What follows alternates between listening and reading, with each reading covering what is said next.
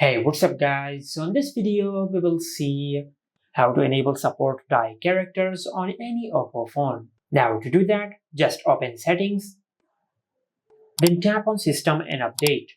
From here, just tap on language and region, then tap on region.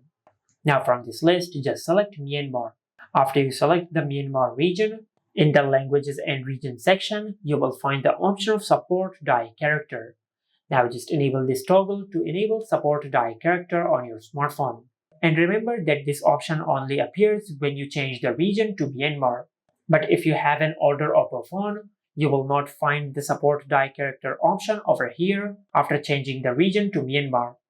Now, if you have an older Oppo phone, just go back. And in the main settings page, just tap on display and brightness. And if you have an older Oppo phone, you will find the support die characters option over here. And this is how you can enable support die characters on any Oppo phone. Make sure to like, comment, and subscribe. Thank you for watching.